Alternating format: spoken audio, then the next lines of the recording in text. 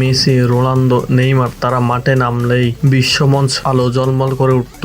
স্টেডিয়ামের চারপাশে ছড়িয়ে পড়তো এক অদ্ভুত জাদু, যা কোটি মানুষের হৃদয় কাঁপিয়ে দিত মুহূর্তেই। কিন্তু সময় তো কেউ আটকে রাখতে পারে না। 2026 বিশ্বকাপের দরজায় দাঁড়িয়ে এখন শোনা যাচ্ছে বিদায়ের ঘণ্টা। একদিকে ফুটবলের কিংবদন্তি শেষ বিশ্বকাপ, অন্যদিকে নতুন প্রজন্মের তারকাদের ঝলক দেখানোর অপেক্ষা। একদল নক্ষত্র অস্ত্র যাচ্ছে, আর সেই জায়গা নিচ্ছে নতুন নক্ষত্রমণ্ডলী। ফুটবল ইতিহাসে সবচেয়ে বড় পালাবদলের সামনে দাঁড়িয়ে ফুটবল প্রেমীরা। বিশ্বকাপের ড্র পড়তে না পড়তে শুরু হয়েছে তুমুল আলোচনা। কে কোন গ্রুপে, কোন দল সবচেয়ে বড় শক্তিশালী, কোন দল সবচেয়ে বড় কঠিন চ্যালেঞ্জে, কারা এগিয়ে কারা পিছিয়ে। কিন্তু এসবের বাইরে আরেকটি বিশাল প্রশ্ন মাথা নাড়া দিচ্ছে। এটাই কি শেষ দেখছি আমাদের এই তিন মহারত্নীকে? লিওনেল মেসির রয়েছে ফুটবলের 7টি ব্যালন ডি'অর, অগণিত বিশ্ব রেকর্ড, আর কোটি কোটি ভক্তের নিঃস্বার্থ ভালোবাসা।